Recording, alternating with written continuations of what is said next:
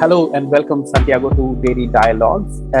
It has been a while since we last connected, and we are really happy that you are being part of the session today. And we are very keen to learn about you as a person, about your experiences in a dairy sector, and also to see what you have to talk about dairy sector in Argentina. We would start with the past, so we would like to talk about where did you grow up, Mhm. about your childhood, some of your experiences, and what brought you to the dairy sector. Okay, So yeah, and then from there, we will later take it on. So yeah, great. just tell us about yourself, who Santiago Moro is. Well, first of all, thank you, Prashant, for this opportunity to share my life and my passion that is dairy. Um, well, I am, as you said, I think you said, I am Argentinian. I study agriculture engineer. Maybe now I'm living in Sweden and I have to explain the rest of the people what is an agriculture engineer because it's not a common career here. Argentina with the potential with beef, with crops, and with dairy, we specialize in producing more of these products. So we specialize in that. That's what agriculture engineer does. Well, me myself, I'm from Buenos Aires, the capital city of Argentina. My background is not from the agriculture sector. My father is a lawyer, and my mother works as a mother. So that's a tough work also. And but the interesting thing is that, for example, in my family, from the side of my father, we are like seven cousins, Mhm. and three of them we study agriculture engineer. So I don't know what is, but there's something about the farms that Yeah, yeah, likes us. yeah. If I imagine myself coming from Delhi, and if my father would have been a lawyer, going to agriculture and doing agriculture engineering would have been the last thing for me to think of. What actually encouraged you to study agricultural engineering?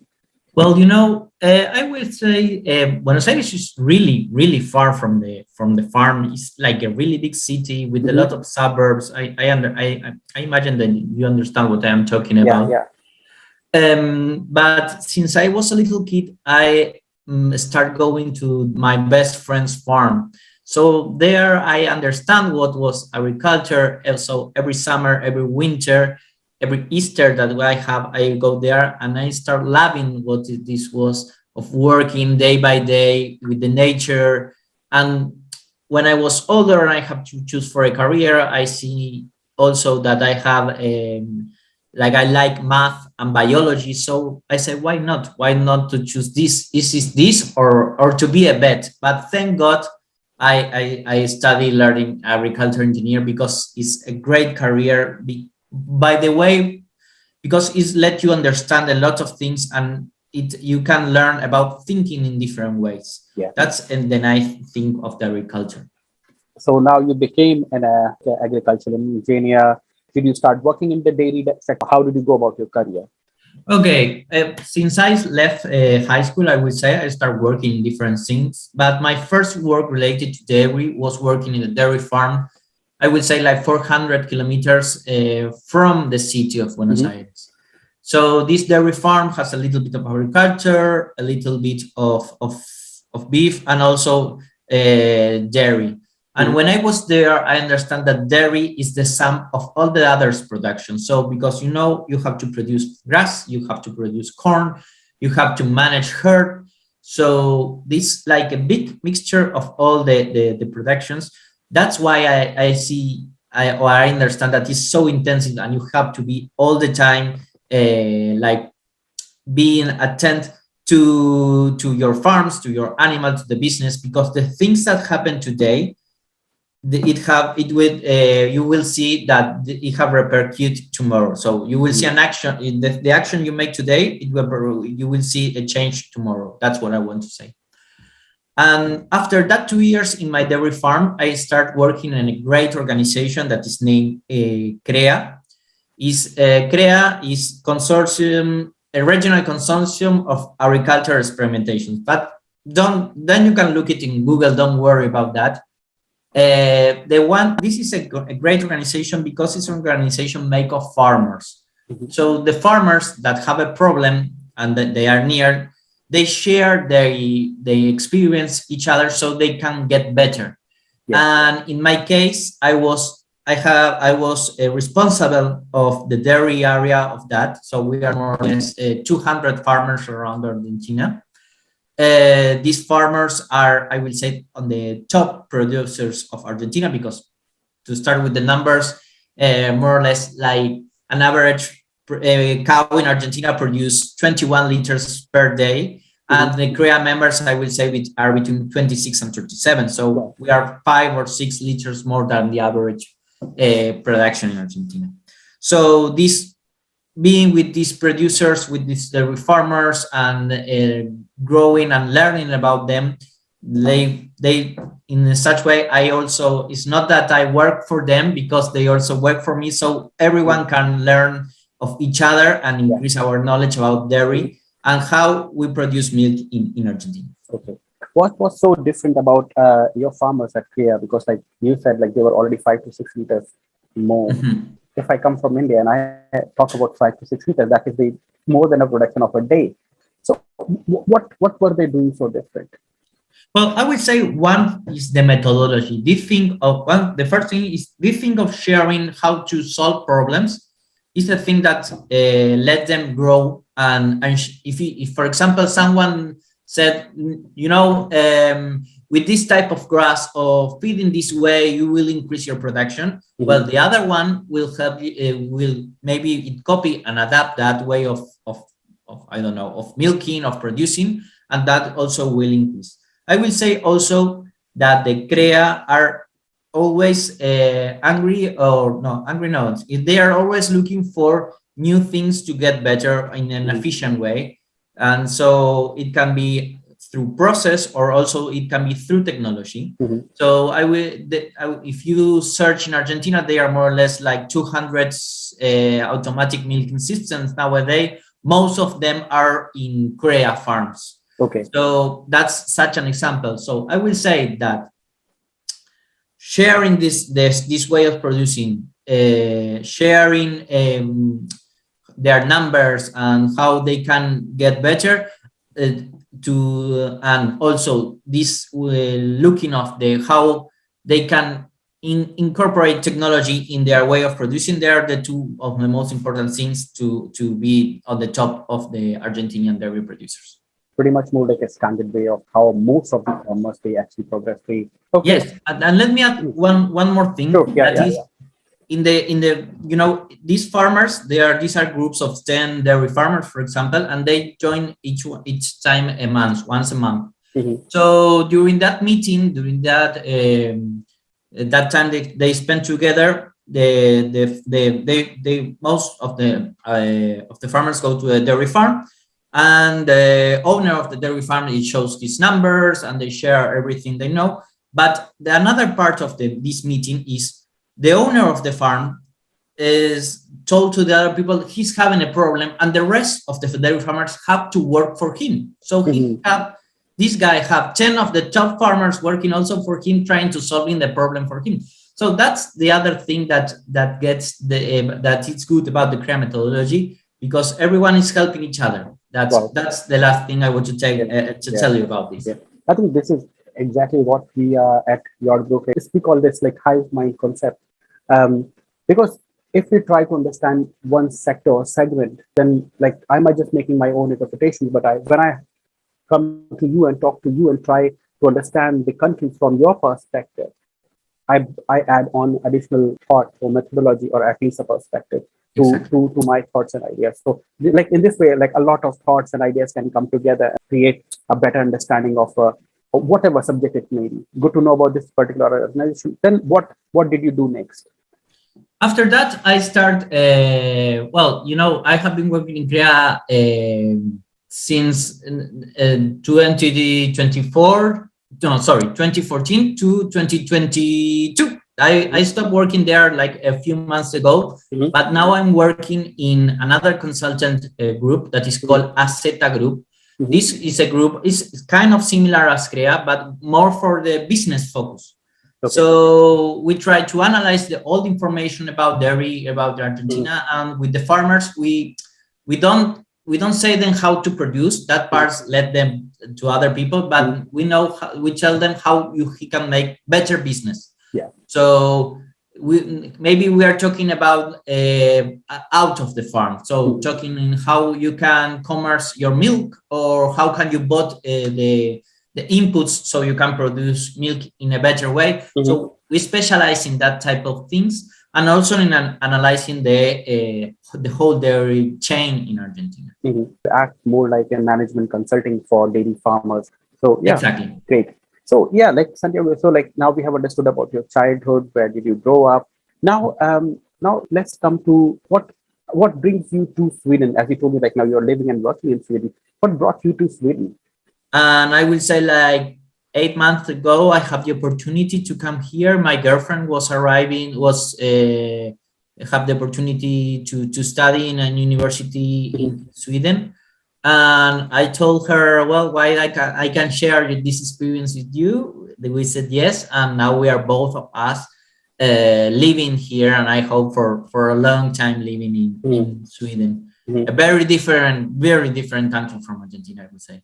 Precisely, that was the question that I wanted to come to, because now you have had like first-hand experience of the dairy and agricultural system in Argentina, or let's say Latin America.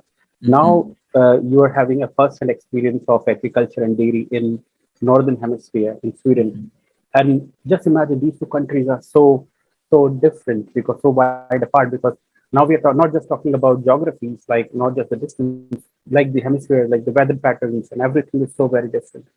And now, like apart from the cultural differences, like what other differences do you find, like in how dairy is being done? Is there a difference as well, or it's just like big farms behave similar? So difference. I will focus. Maybe first, I will say in the city. Well, we are Latinos. We came from a different way of thinking. As we like a lot of contact, a lot of meeting. We need to be with other person all the time, and to increase our circle of trust every time. So you will see that, or it happens a lot to me, that I have a lot of good talkings with Swedish people here, or from other European people, and they've seen surprise about how much I talk or how well we relate. I will say that's one of the biggest difference that we have here. We have also difference between the type of food we eat. In Argentina is the land of the beef, and there you can have a good steak for very, very, very little money. So that's another big difference. And thinking about maybe dairy production also, there are two big here I think that is one of the biggest countries where the herd is so big. I think that is more or less like 90 cows per farm, more or less. Here in Sweden, I have made that study. In Argentina is 150. But the big difference is Argentina have all the time producing their cows, or most of the cows, in the grass, so outside. And here last week I went to an Arla event. Then when they free the cows to the grass, and I was so surprised about how many people there were, and how the cows react to that event. So I will say that are the big difference in the culture, about how we manage, how we relate each other, and one difference in the production. You talked about steaks, because I know, but if you see, beef is also associated with sustainability, because it has a lot of water, very severe water and carbon footprint. What is your take on this? Like how the country or the population is taking this now? Like, are people getting starting to eat less beef, or like how they are thinking about sustainability as of now? Yeah, now I understand. Thank you for that. Okay, that's an interesting question. I understand that the people there in Argentina or Latin America is so much different from here in Europe. And the first thing you have to talk about when you talk about this is the economic part. So, Argentina or Latin America is not as richer as here than in Europe. And that's one thing. So when you need to eat, you want to eat, then you can choose what to eat. The case of Argentina, Argentina is really cheap. The meat is really cheap. You can have like 1 kilogram of meat for, I will say, 10 euros, more or less. It depends on what part of the beef you are talking about. But so that's one of the things I have to say. The economic situation of the Latin America is so much different than the Europe. And once you are good and you are in a good position in the economic, then you can choose what to eat or not what to eat. Talking about sustainability and environmental, maybe, well, the use of water, the use of carbon, of not the use, not how much carbon we produce.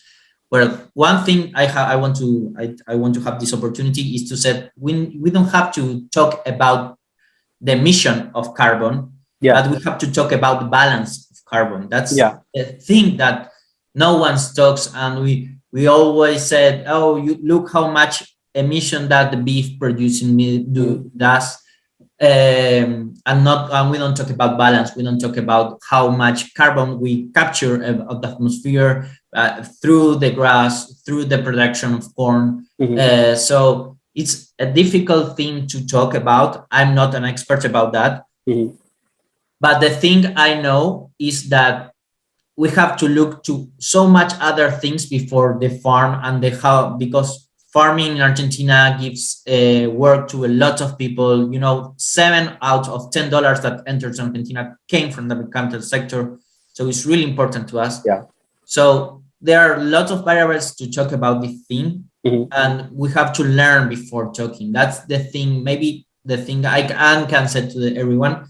And you always have a friend that complains about this, how we produce. I think there are things that we have to change. Some things in our diet, that's my point of view, or some things in how we produce some type of animals.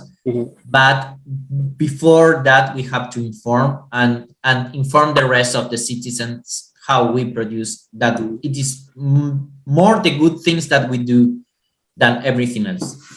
This is spot on, Santiago, because what you said, like I can actually I was just feeling a reflection of how I would see dairy production in India, because just imagine we are actually housing most number of animals in the world. We actually house a sizable population. We produce around 16 to 17% of the global milk.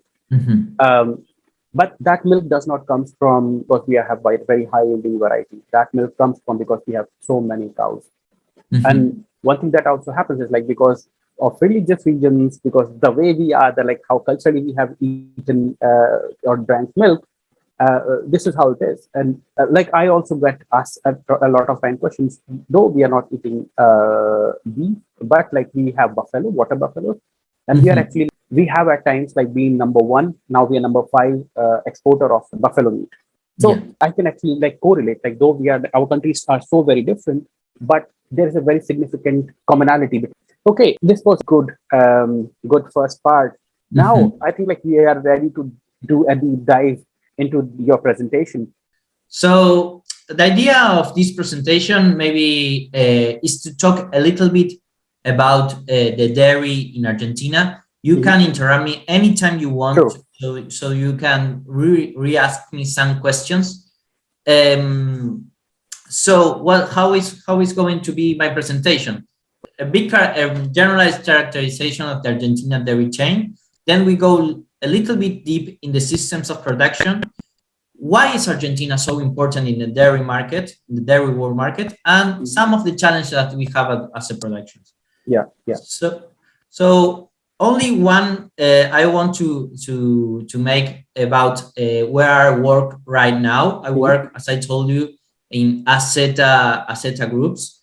It's just 1 or 2 slides about it. We have our emission, and as I told you, we have our mission is to have a commitment as a company to generate and build intellectual capital and to professionalize the decision of our economic. So we talk, as I told you before, we work a lot in the business for the dairy farmers. And the other thing I want to show you about Aseta Group is how big we are. Every one of these spots is as I told you a few minutes ago, these are ACETA groups of farmers. So for each one of these places that we have, here is the capital city, Buenos Aires, there is a group of farmers working with us. And we work, for example, in dairy, we work in beef, we work in forest, we work in agriculture. So we are so diversified around Argentina. You can see the numbers. We are all also in Uruguay, Bolivia, and Paraguay, and we hope to start increasing for the next months and years. Okay, just saying this was a really brief introduction. I will now, yes, I will talk about the dairy chain in Argentina. So the first thing I am showing you is this graph where the columns show the production in Argentina. This gray line is the dairy farms, the amount of dairy farms we have right now, and the yellow one is the amount of cows. So the first thing you can see, if I have some numbers on the right, is that we increased during the 2007 and 2021, we increased our production at 21%. This is, I have to say, this is tricky. This is not, because I took a year that we produced a really few liter and a year that was one of our records. I will say that the general thing in Argentina is that during the last 20 years, we are producing between 10 and 12,000 milliliters per year. Okay. So we are having a problem there of we can increase our production as we want. Then if you see other of the numbers, for example, the amount of cows, you will see that this is one of the main problems and the main challenge that we have in Argentina. During the last 15 years, we decreased our herd in a 27%. So that's why we decrease our herd, but we increase the individual production per cow. This is how we maintain our production between that number I told you before. And as in the rest of the world is happening, we also are having less farms. We can say that during these years, we have like more or less 13% less dairy farms, and this is a phenomenon that is happening all around the world, the concentration of dairy farms. What is happening here is that the smallest farm are closing, the biggest farm are taking their cows, and they are absorbing in such a way the little farmers. So this is more or less the first thing of a group of number of Argentina. I think like this is a like really very good representation of like how to imagine Argentinian dairy sector. What do you think, like what is the reason for decline in farm numbers? Like one thing is definitely like have like people or smaller farms going out of business, like there a consolidation happening and like more and more large farms coming up. But I will say there are two things. One is the generational, so going from the father to the son, that is also something that happens all around the world. That is difficult to find people to go and work from the farms to our sons continue working on these farms.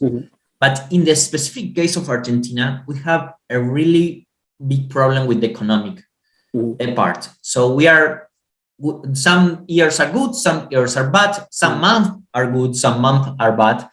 And we are so volatile in this thing. It's like a roller coaster to produce milk in Argentina. So I will say that when you have more than 2 years that goes bad, a farm have to close. It's really difficult to continue producing here. But you have to know, besides it's difficult, we produce with a low cost of production. But besides that, it's really, really difficult to produce because one day happen one thing and the other day happen another thing. I would say that maybe are the two main problems that we have here. Very well, like taken. Now, like one question that I would also ask you is like, for example, if I think of a farmer who wants to go out of business, one thing that he has to have, like, ensure that like he does not have any liability and like his opportunity costs are getting like really covered up. For example, if I have a loan, if I'm a farmer, if I have a lot of loan, and if I do not have any other alternate like really to get into, I would first thing that I will actually think of is like, what can I do to ensure that like I can get rid of my loans? So like how that thing like happens? Like so how do you think like debt is a problem at on farms? And second question that is like also very much related to that is like how much land ownership is of these farmers? Like so these farmers do actually like Yes. own all the land that they have or farm on, or they are sometimes leasing, or sometimes there are like even farmers who are pretty much more dependent on feed that is bought from outside. Okay, I will show you some more numbers Mm. if it's okay. I Yeah, will. sure. Yeah. Well, maybe here is the amount, the number as I told you before. We are more Mm. or less 150 cows per dairy farm, approximately. This is the average production of Argentina and production per farm per day. Mm. Responding and answering to your questions, I will say that the average farm in Argentina is about 200 hectares. I don't know if you manage that number. But you have to know that 50% of that land is rented. It's Okay. not owned by the people. Mm.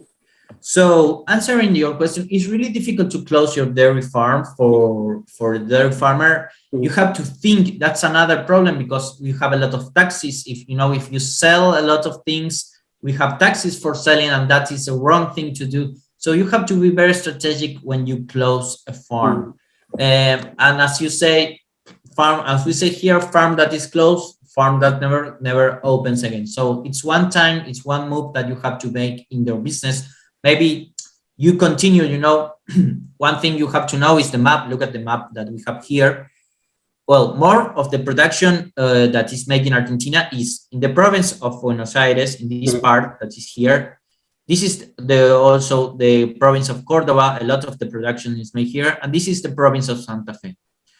So what happened here is that you are competing. 90% of the milk of Argentina came from these three provinces, and most of the agricultural production in Argentina also came from these provinces. So you're competing between the agriculture, and how, as I told you before, how difficult it is to produce milk versus how easy it is to produce corn, because you don't have to work every day, you don't have to.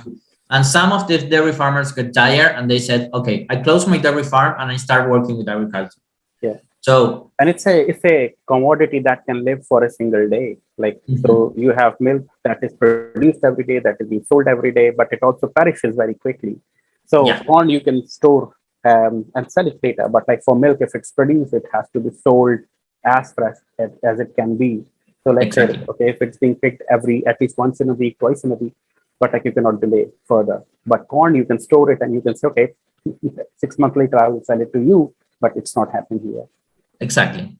That's the big, it's like we are, sometimes you think that you are, the relationship between you, the dairy farmer and the company that process the milk is that they are your buyers. Sometimes you mix the roles and you are waiting them to buy your milk, but it's the other way. It have to be the other way around. Me, I am selling you the product, so I have to put the price on the product. But in Argentina is a little bit messy. That I think it's everywhere, Santiago, because farmers are actually the price taker. This is what I learned while working with one of my colleagues, because I always thought that okay, depending on the milk production, prices move from farm towards the downstream. But then I realized it's actually the downstream that rules how much a farmer is going to get or how much he's going to earn. So though I have been part of dairy sector for a really long time, and it was oh, I didn't knew that. So we learn something new every day. So very well taken. And in Argentina, we have this is one thing that is why we produce milk in Argentina. We have two important competitive advantage. That is the water availability. That this is how we produce our food. So the grass and the maize and the silage. But we also the third component of the diet is we'll say the concentrate. We have also good relationships of buying concentrate. So here you can see nowadays at this 2022, with 1 liter of milk here in Argentina, we can buy 1.5 kilograms of corn. That is a really good relationship compared to the rest of the world. So these are maybe the two advantages that we have here. But the thing I want to show you is, I think that is this one, when we are talking about the industries that process milk, we have also an advantage. I think that if you compare to the rest of the world, here in Argentina, we have a lot of industries. You can see in this number, we have more or less 655 industries that process milk in Argentina. We don't have big companies such as Fonterra or Danone in some cases, or Arla in here. So we have a lot of competition. If we can have to say some numbers, for example, we consider here in Argentina big companies, the one that process more than 200,000 liters of milk per day. So we only have 23 companies that process that amount of milk per day. And these companies are responsible of processing the 58% of the milk produced. You will see some companies that you may know, like Saputo or Danone. But our main company here in Argentina is this one that is called La Serenísima.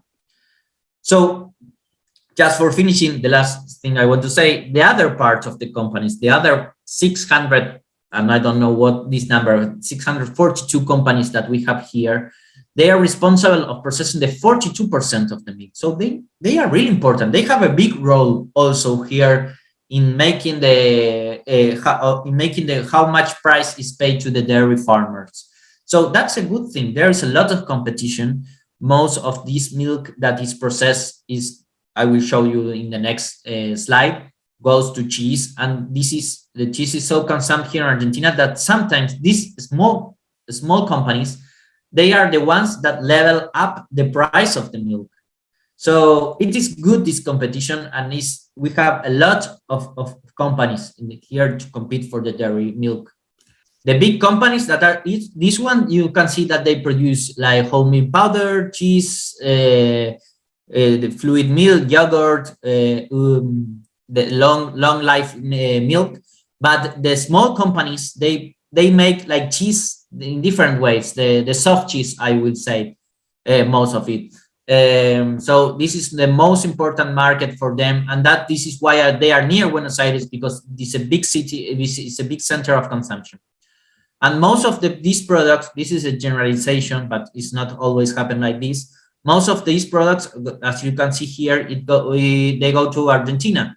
But in the big companies, more or less 65% go to the inner market and 35% go to the rest of the world of the milk. I want to dig a little bit more in how we produce milk in Argentina. And as you can see here, there are two big different photographs. These are cows eating on the grass, and these are like not in a barn, but they are close in a closed space. So maybe between these two photographs, there is a whole world of systems in Argentina. Okay. So to understand, as I told you before, these are the in this part of Argentina is where most of the milk is produced. And what you can see on the right side of this slide, each column is like a different region of production. I will stay with the one, this one, and the one on the right to contrast. But this one is in the west part of Buenos Aires, so I'm in here, and this one is in the east part of Buenos Aires, so I'm in here. You know, between this point and this point, they are more or less 400 kilometers, and you can see how different are the systems. The green color here is how much pasture they have in their diets. The orange color is how much silage they have in their diets, and the yellow one is how much concentrate. And you can see the difference between this one, and they are only 400 kilometers of distance. So you can imagine how different are the way of producing in Argentina. Also, I want to add this graph. These graphs show us how this is an average of the Argentinian farmers. So you can see that since 2007 to 2017, that is the last number I have, but this is the same and it continues the same tendencies. You can see that we increase our amount of food per cow during these years. That's why we produce more milk per cow, as I told you before, but we also increase the amount of silage that we have for each cow. So you can see that, for example, in 2007, we have 20% of silage, and here in 2017, we have 39% of silage. So you can imagine how variable are our systems, and if we mix these two things, the different regions and how the diet changed during these years, we can have this graph. This graph shows us the dairy cost of production in Argentina. You don't have to see these numbers. Don't worry about the numbers. They are Argentinian pesos. But what I want to show you is how many different costs of production we have. They have a lot. You know, each one of these numbers is a region. So in the same region, you have different costs of production. So as we said here, there are as many costs of productions as dairy farms you have here in Argentina. This is one thing I want to show you. We don't have a specific way of producing. We try to, and in my case, I am not in favor of one way of producing instead of other one. I think that all they are good. The thing is, you have to be efficient with the inputs that you have, so you can produce the most amount of milk with the less cost. That is the thing that it have to work for all the dairy systems.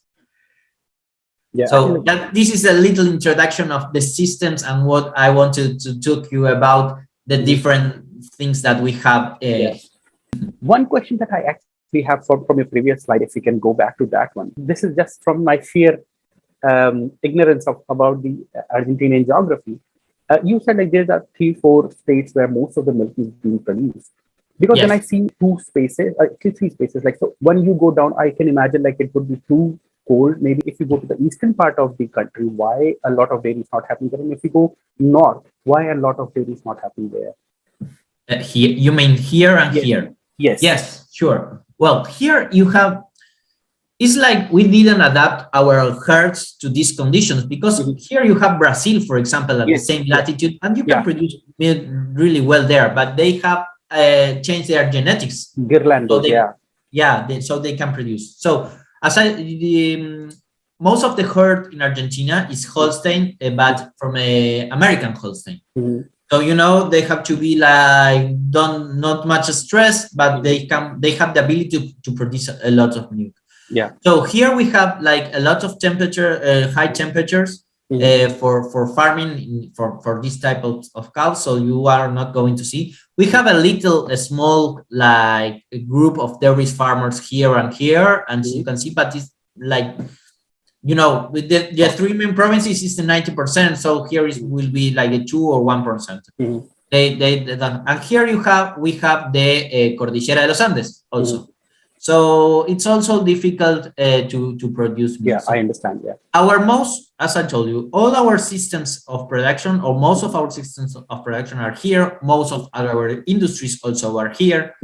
So in my vision, and this is a personal vision, I think that we have to start thinking for the next 20 years to try to start thinking a new genetic or a new way of producing milk to these other regions of Argentina. Because also, you know, dairy farms, we have a study here that 88% of what a dairy farm expends or buy, they buy it from the nearest hometown, from the nearest town, sorry.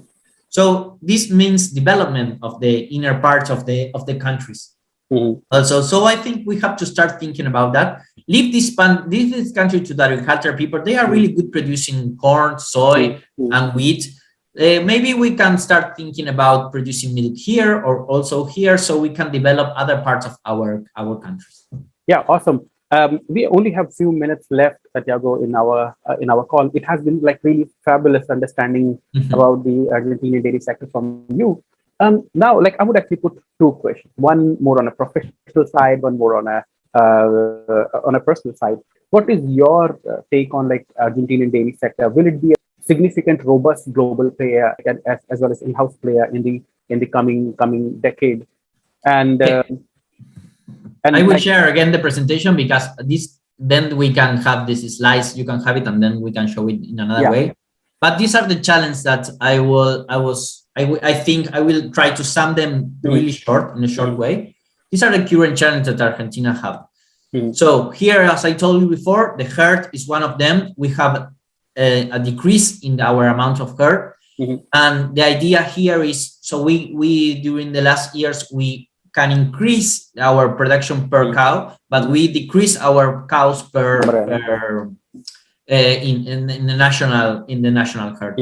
So maybe copy countries such as Ireland. I took this example that after the quotes in 2015, I think that they increased their herd like a 30% more or less, or something like that. So it is possible for us to increase the herd, but we have to think in how and make a national plan. So national herd is one of the main challenges. The other challenges is we have to be a professional market. We are like I don't have the opportunity, but we only sport we produce a lot of milk surplus. So that's a thing that we talked in our previous talk about this.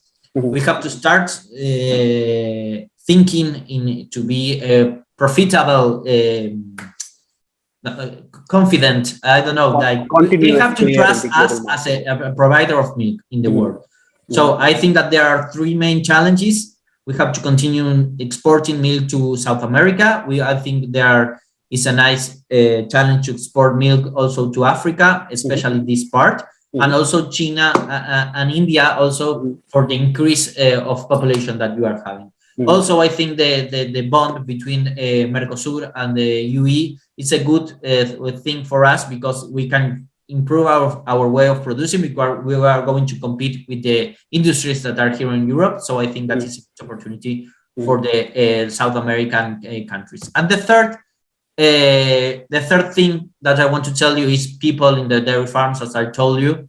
The thing is we have more cows per farm, as I told you before, but the problem is we didn't adjust our systems to that increase of the cows. So you can find farms as this in Argentina, a lot of technology, but you can almost also find here farms like this.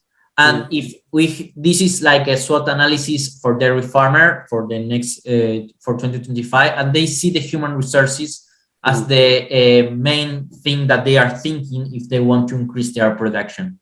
These are different regions in Argentina, so all they are thinking, or most of them, are thinking in the human resources.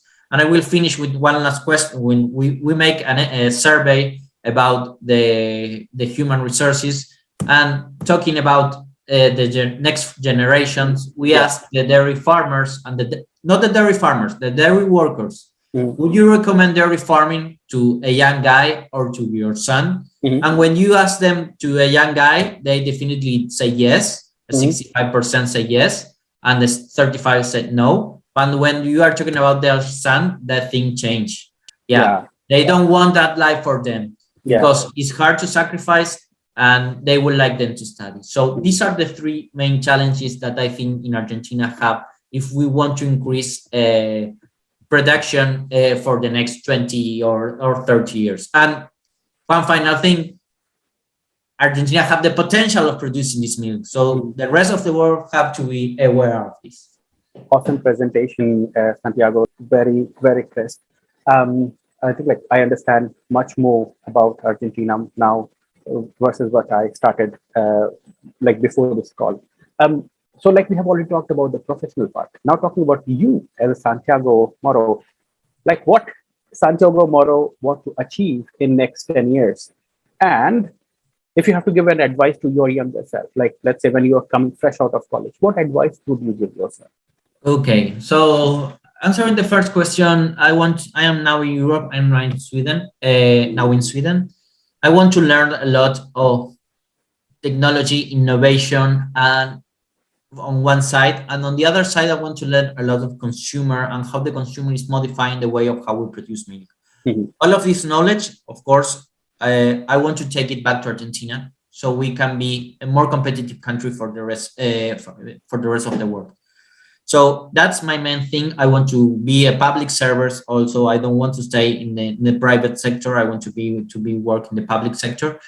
But that's for me. But for the moment, I want to learn all I can from this region of the world of producing milk, because you are some years above you, or Europe is some years above our how we produce milk in Argentina. Mhm. The other question, answer that question, I would say to my younger me. Oh, that's a tricky question. That's a different question. Yeah, But it's a borrowed question, but it's a like very interesting question that like really makes you think. You know, like that really makes you think. yeah. Well, I will say I have something. When I talk to a young, for example, I have a team back in Argentina, and when someone started working with me, I always told him that he had to have the chance to make his own path. But I don't want to be corny with this phrase. When I have an interview, I'm interviewing someone of 22, 21 years, and he told me, yes, I want to be like an academic that knows a lot okay, you are 21 years old, my friend. You have a lot of life to live before you know what you want to for definitely. So make your own path in that way. So make your mistakes. Don't worry about if you make mistakes, but don't lie to yourself.